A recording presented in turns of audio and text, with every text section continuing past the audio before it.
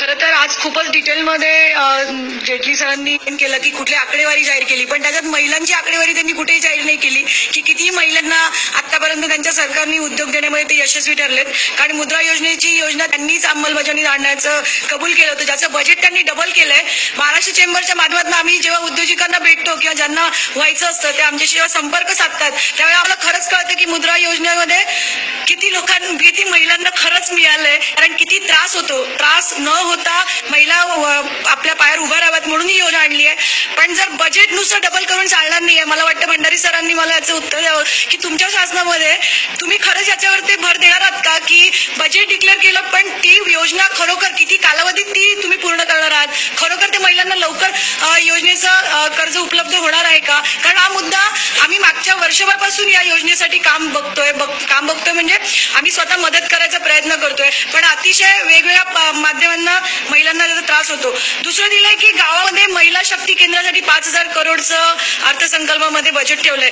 पण गावातल्या समस्या या वेगळ्या असतात, तिथल्या महिलांची कामाची पद्धत वेगळी असते. त्यांना जे NSDCचं तुम्ही जे स्किल डेव्हलपमेंटचं पण तिथं सेंटर सांगितलंय, तिथल्या महिलांचं जे त्यांना हवं असतं व्यावसायिक प्रशिक्षण ते वेगळ्या पद्धतीचं असतं. हा विचार म्हणजे त्याच्यात कुठे मेन्शन नाही केलंय. कारण NSDCचे जे पण स्किल्स उत्तर घेऊया. माझा काय सांगाल तुम्ही की त्यांनी असं स्पष्ट शब्दात सांगितलंय की आतापर्यंत महिलांना काय मिळालं. याच्याबरोबर एकच वाक्य जोडेल म्हणजे ते पण होऊन जाईल की डेअरी प्रोडक्ट जे नाबार्डला तुम्ही योजना दिली की डेअरी प्रोडक्ट किंवा मिल्क प्रोसेसिंगची योजना, कारण गावामध्ये ज्या गाई म्हशी सांभाळायचं काम असते महिलाच करतात मोस्ट ऑफ द टाइम, त्या करतात म्हणून.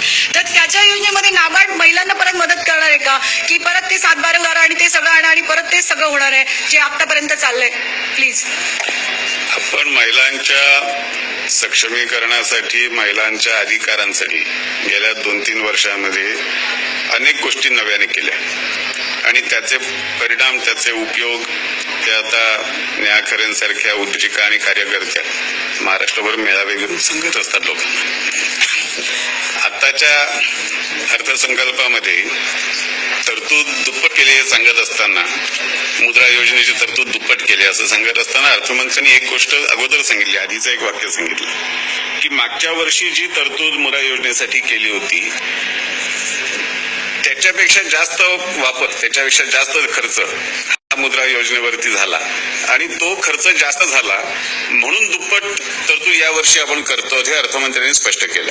म्हणजे मुद्रा योजनेमध्ये जे अपेक्षित होतं ते काम गेल्या वर्षी चांगल्या पद्धतीने झालं, मोठ्या प्रमाणात झालं, ती तरतूद वापरली गेली, जास्त द्यावी लागली म्हणून यंदा अधिक तरतूद, दुप्पट तरतूद करण्याचा निर्णय सरकार घेऊ शकलं.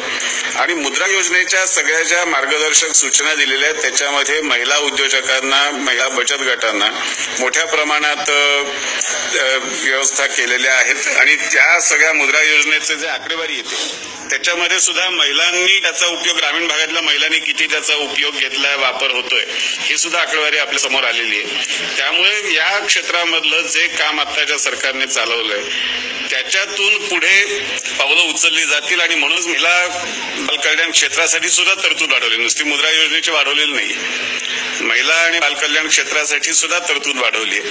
आणि हे सरकार म्हणजे त्याचाही उल्लेख अर्थमंत्र्यांनी केला होता की पूर्वीच्या सरकारमध्ये घोषणा होत होत्या.